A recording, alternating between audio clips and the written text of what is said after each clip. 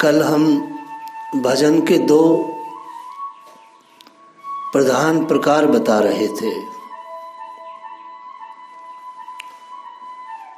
विधि मार्ग और राग मार्ग। ये जो विधि मार्ग है, संसार के लोग इसमें ही लगे हुए रहते हैं। इसको कुछ भी कह सकते हैं, इसमें सब कुछ है। सारी कामनाएं वगैरह वगैरह, संसार की पूर्ति, सुख शांति, ऐश्वर्य में। लेकिन जो राग मार्ग है वह विशुद्ध माधुर्य में है। और ये जो राग मार्ग है, ये सिर्फ और सिर्फ ब्रज के विरक्त महापुरुषों और या यूं कहें कि जिन्हें सिर्फ और सिर्फ कृष्ण चाहिए, कृष्ण के सिवा कुछ ना चाहिए, ये उनके लिए है। क्योंकि ये कहना ठीक ना होगा कि रागमार्ग का संबंध ब्रज के साथ है। ब्रज के साथ तो है ही है, लेकिन सारे विश्व में जहां भी श्री कृष्ण भक्त है और ऐसा भक्त जो वैराग्यवान हो, जो ब्रह्मचर्य से युक्त हो, जिसे श्री कृष्ण के अलावा कुछ चाहिए ही नहीं, लेकिन जिसे श्री कृष्ण के साथ श्री कृष्ण की संपत्ति भी चाहिए, ये विधि मार्ग है। भगवान श्री कृष्ण की प्राप्ति के लिए अनुभवी भक्तों ने 5 भाव बतलाए हैं: शांत, दास्य, साख्य, वात्सल्य और माधुर्य।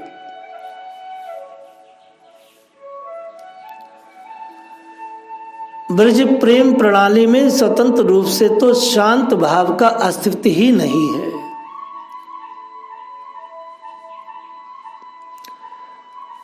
क्योंकि दास्य, साख्य, वात्सल्य ये स्वतंत्र भी रह सकते हैं, परंतु इन सब में माधुर्य भाव सर्वश्रेष्ठ है। ये मधुर भाव उन्हीं में स्फुटित होता है जो वैराग्य की चरम सीमा को अतिक्रमण कर चुके होते हैं। माधुर्य भक्ति भाव संसार के भोगी लोगों के लिए वर्जित है। ये केवल विरक्तों के लिए है। ये तो केवल विरक्तों के ऊपर ही शोभित है, जिनमें गंदे इंद्रिय भोग सुखों की तो कोई कल्पना ही नहीं। मोक्ष सुख का भी परित्याग हो जाता है। उनका जीवन सहज केवल श्री कृष्ण सुख के निमित्त है। इसी से भगवान श्री कृष्ण नित्य निरंतर ब्रज सुंदरियों के ऋणी बने हुए हैं।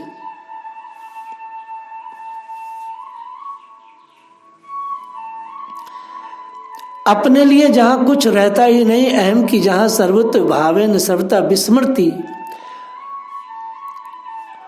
सुख और दुख दोनों ही केवल श्री कृष्ण सुख के लिए स्वीकार किए जाए, यही माधुर्य भक्ति है। माधुर्य भक्ति में सुख दुख का भान नहीं होता। ये दोनों चीजें बिल्कुल एक जैसे स्वीकार की जाती है।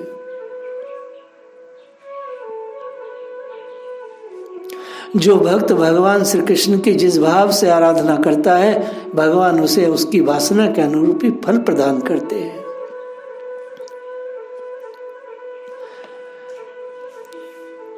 तभी तो वे भक्त के भक्ति ऋण से मुक्त होते हैं। परंतु इन मधुर भावापन ब्रज सुंदरियों के भाव के अनुरूप फल भगवान दे ही नहीं सकते, दे नहीं पाते।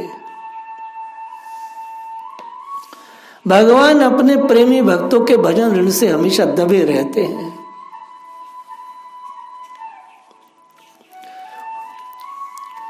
उसे वो उतार नहीं सकते।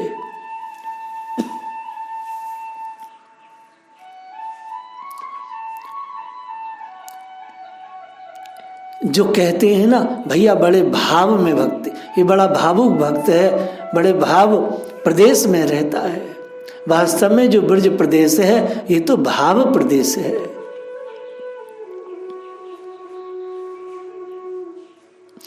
भाव का अर्थ केवल कल्पना ही नहीं है। गीता में नास्तो विदिते भावो न भावो विदिते सतः, भाव का अर्थ सत्य सदा रहने वाला, सत्य का कभी अभाव नहीं होता और असत्य का कभी भाव नहीं होता।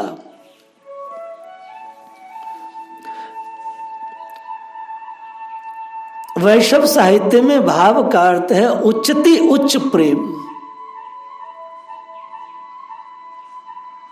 भगवान श्याम सुंदर सच्चिदानंद घन श्री कृष्ण की रसराज और राशेश्वरी नित्य निकुंजेश्वरी ब्रजवा भानु नंदिनी राधा जी को महाभाव कहा गया है। आजकल भाव का प्रयोग बहुत हल्के के अर्थ में होता है। भाव और भावना में कोई अंतर नहीं माना जाता। बंगाल में तो भावना का प्रचलित अर्थ है चिंता। ये बहुत महत्वपूर्ण है, सब आप इसे बहुत अच्छे से श्रवण करें। भावना करते करते जिस वस्तु का जो रूप बन जाए उसका नाम भी भाव कहा जाता है। भाव से भावित पुरुष में होने वाली मनोवृत्ति को ही भावुकता कहते हैं। भाव से भावित पुरुष में होने वाली मनोवृत्ति को भावुकता कहते हैं और भावुकता का चलता अर्थ है भाव प्रवण। इसलिए कल्पना राज्य में विचरण करने वाला व्यक्ति जो विचारशील नहीं है, जो या विवेकहीन मूड है, प्रेम तथा अनुराग को भी भाव कहता है। प्रेम अनुराग आदि के भाव जो अंतरस्थल में उठते हैं उनको भी भावुकता कहते हैं। ऐसे प्रेमी व्यक्तियों का हृदय भावना करते करते द्रवीभूत हो जाता है।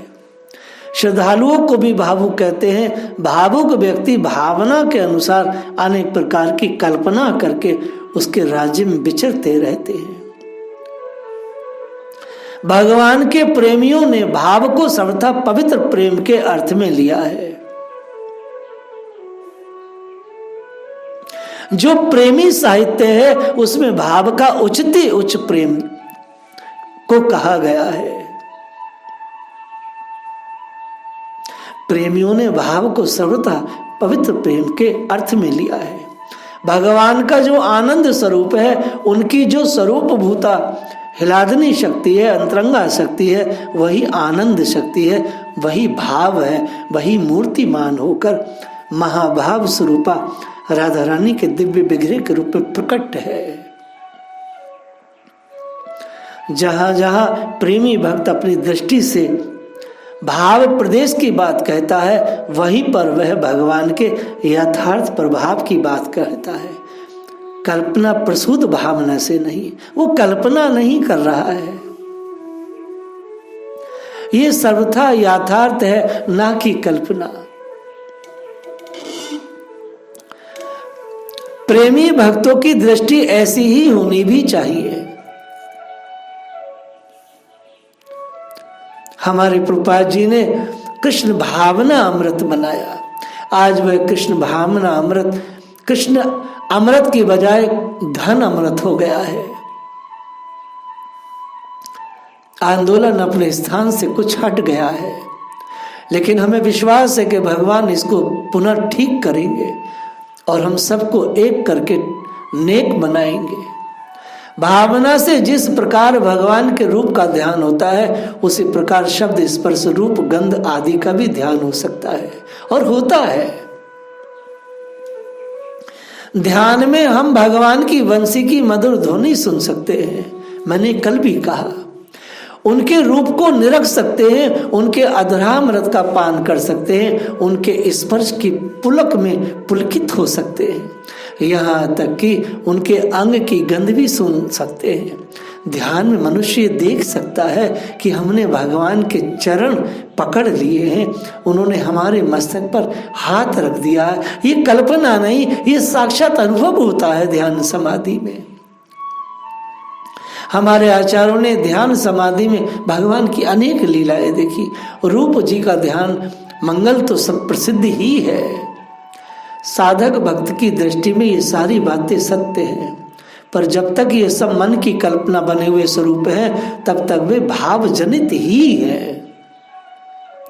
जैसे स्वप्न के मनोराज्य में किसी और के ना होते हुए भी हम स्पर्श का अनुभव करते हैं, शब्द सुनते हैं, रूप देखते हैं, गंध सूंघते हैं, रस का आस्वादन करते हैं, उसी प्रकार भाव जगत में दृढ़ भावना के द्वारा शब्द, स्पर्श, रूप, रस, गंध आदि का भली भांति अनुभव कर सकते हैं। इसमें कोई संदेह नहीं है भैया।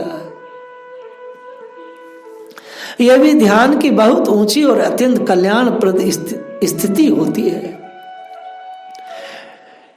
इस पर सच्चे प्रेम राज्य में रसराज श्री भगवान के प्रत्यक्ष दर्शन भी हो सकते हैं। अगर मैं ये कहूं तो ये वो वाली बात मैं कह रहा हूं जैसे पृथु जी ने सारे नगर को इकट्ठा करके जो ब्रह्म ज्ञान और प्रेम दान दिया, वो प्रेम दान और ब्रह्म ज्ञान नहीं था, अपितु वो अपनी साधना का रहस्य बता रहे थे। अर्थात जहां वो पहुंचे हुए थे वो ही बता रहे थे। व्यासपीठ से जो भगवान बुलवा रहे हैं, वास्तव में ये सब 20 साल से ये सब चीजें मैं अनुभव करता हूं, करता रहा हूं। कोई पहुंच नहीं है मेरी, लेकिन ये सब मेरे जीवन में चलता रहा है।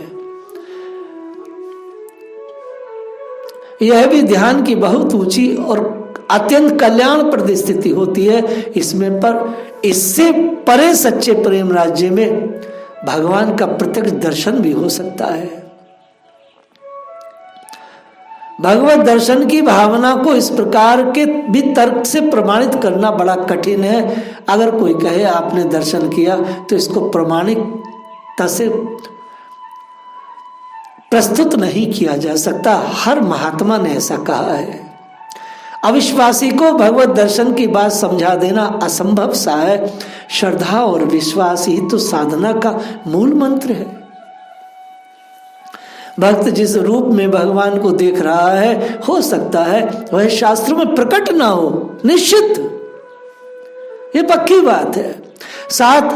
साथ में यह भी संभव है कि शास्त्रों में भगवान के जिस रूप का वर्णन है, उस रूप में भगवान किसी भक्त को दर्शन ही ना दे, एक साधारण वेश में ही प्रकट हो जाए।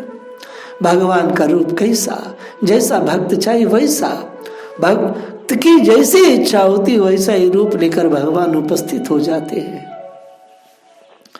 इसके सिवा दिव्य धामों में लीला विहार करने वाले भगवान के नित्य रूप भी है, जो हमारी कल्पना में आए या ना आए, इन स्वरूपों के दर्शन भी कृपा पात्र प्रेमी भक्तों को हुए हैं और हो सकते हैं और हो रहे हैं लगातार।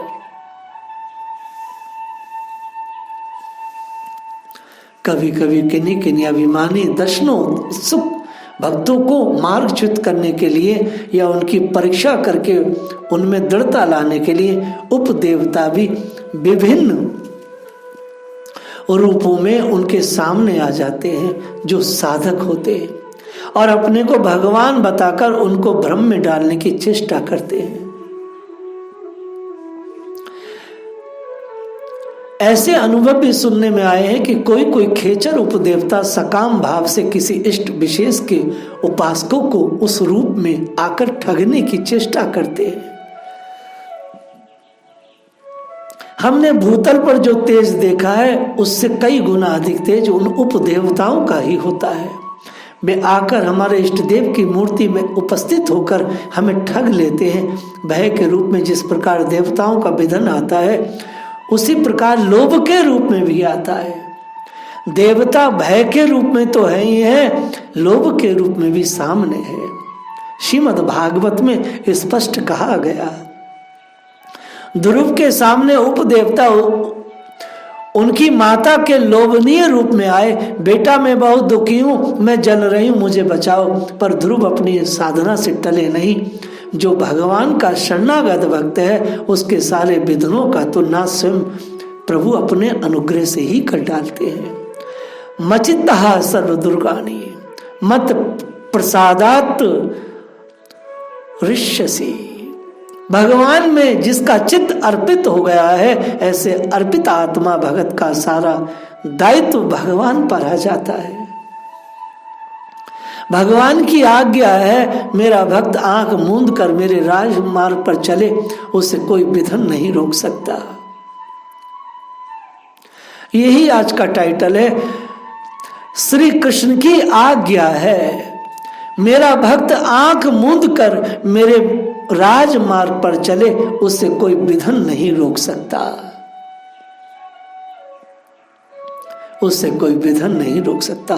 भगवान के सम्मुख आते ही जीव का सदा के लिए उद्धार हो जाता है, सदा के लिए।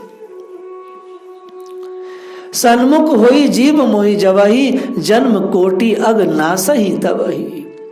क्या सुंदर कहा है गोसाई जी ने मानस में। अनन्य निष्काम भाव से भगवान की शरण में आते ही भक्तों के समस्त योगक्षेम का भार भगवान के ऊपर आ जाता है। भगवान लेते हैं योगक्षेम भावमय। इसका अभिप्राय ये नहीं है कि भक्त भगवत पद पर चलना बंद कर देता है। यह तो बड़े बेग से, बहुत ही बेग से भगवान की ओर दौड़ता है। सोचता तब जब सोचने चला होता। मन तो 10-20 है नहीं, एक से सोचेगा और दूसरे से अर्पण करेगा। मन तो एक है भैया, जिसे भगवान को दे दिया, उस मन को अब कहाँ दिया जाए।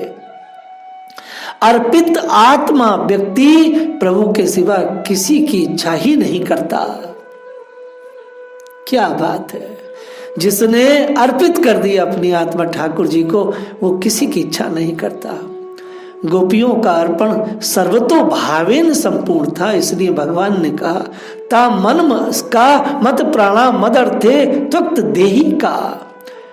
उन्होंने मुझ में अपने मन को मिला दिया, प्राणों को विलय कर लिया, मेरे लिए ही अपने शारीरिक कर्मों का भी उत्सर्ग कर दिया। भगवान ने मानस में कहा है जननी जनक बंधु सुत दारा, तनु धनु भवन स्वहित परिवारा।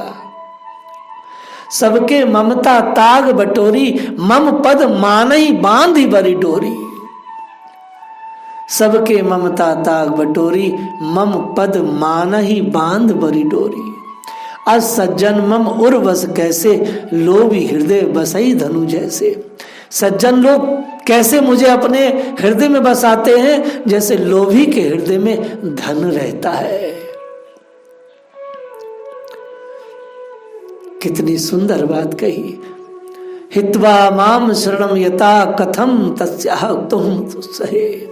जो भक्त स्त्री पुत्र गुरु गुरुजन घर प्राण धन यही लोग परलोक सबको छोड़कर मेरी शरण में आ गए हैं, उन्हें छोड़ने का विचार ही मैं कैसे कर सकता हूं।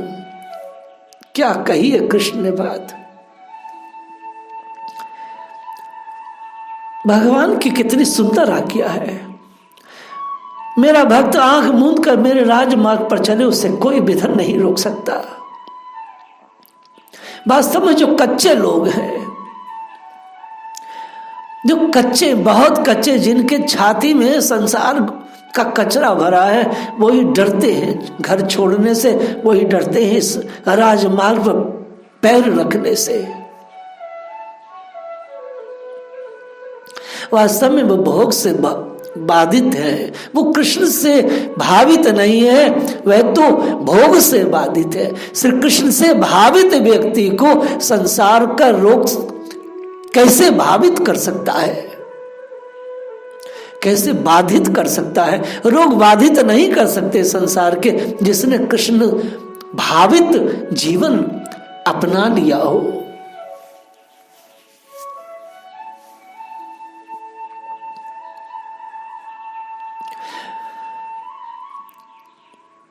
भगवान के चरणों में अर्पित कर भक्त निष्प्रह निरीह हो जाता है। मोक्ष की इच्छा रखने वाले मन ही जब श्री हरि के चरणों में समर्पित हो गया है, तब मोक्ष की इच्छा का उदय ही कैसे हो सकता है। ऐसे सर्वथा निष्काम अर्पित आत्मा को उपदेवता आदि का भय नहीं होता कि आकर वो तंग करेंगे। ध्यान से समझ लो विद्या, इन देवताओं का कभी भी भय नहीं हो सकता जिनका लक्ष्य सिर्फ कृष्ण हो। उनके पथ पर कोई बाधा नहीं डाल सकता। साधना का प्रारंभ ही भावना से होता है। भावना के मूल में दो वस्तुएं हैं, श्रद्धा और विश्वास।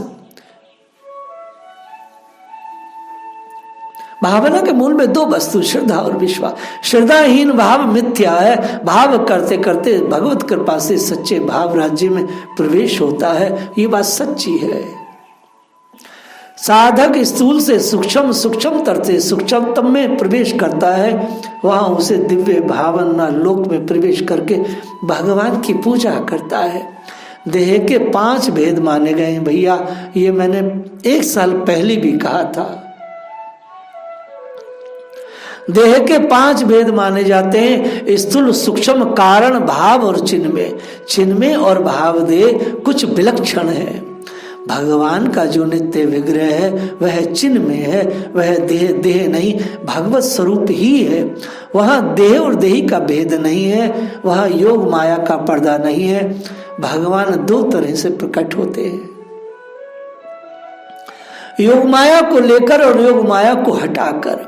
जहां योग माया साथ है वह आवरण है, बहिरंग प्रकृति का नाम माया है। भगवान की अंतरंगा शक्ति का नाम योग माया है, इसे समझना होगा। इस पर भी मैंने पूरा एक वीडियो बना करके लोड किया है। बहिरंग प्रकृति का नाम माया है, मलिना माया जिससे जगत आच्छादित है, भगवान को नहीं ढक सकती। भगवान स्वयं योग माया की चादर ओढ़कर उस आवरण को स्वयं धारण कर सामने आते हैं। संसार की माया शुद्ध पवित्र प्रेमी भक्तों को भी ठग नहीं सकती। जहां भगवान का योग माया से रचित चिन्मय स्वरूप है, वहां योग माया आह्लादनी शक्ति का रूपांतर है। परम पूज्य रमेश बाबा जी महाराज कहते हैं, ये संसार की माया भक्तों को ठग नहीं सकती, क्योंकि अगर आपके शरीर में कहीं जख्म है तो मक्खी बैठेगी। अर्थात यदि आपके अंदर कहीं ना कहीं कुछ ना कुछ संसार के प्रति है तो वही माया ठगेगी, अन्यथा माया आपको ठगी नहीं सकती। भगवान और भक्त दोनों एक हैं, इन्हें माया नहीं ठगती। ये तो योग माया के आश्रय में रहते हैं। भगवान जहाँ योग माया से आच्छादित होकर बोलते हैं, वह सबके सामने प्रकट होते हैं। जहाँ योग माया का पर्दा हटा रहता, वहाँ अंतरंगा लीला में भी जो प्रेमी जन भगवान के साथ होते हैं, वह प्रेम में ज्ञान अंतर्हित होता है। उनके देह का नाम भाव देह है। राधा रानी का भाव देह नहीं है, वह तो चिन्ह में दिव्य विग्रह रूपा है, और सभी गोपियां श्री राधा रानी की काव्य व्यूह रूपा है। हम लोग राधा कृष्ण तत्व पर चर्चा कर रहे हैं पिछले 10 दिन से। आगे की इस सब दिव्य चर्चा को हम लोग कल करेंगे। जय राधा।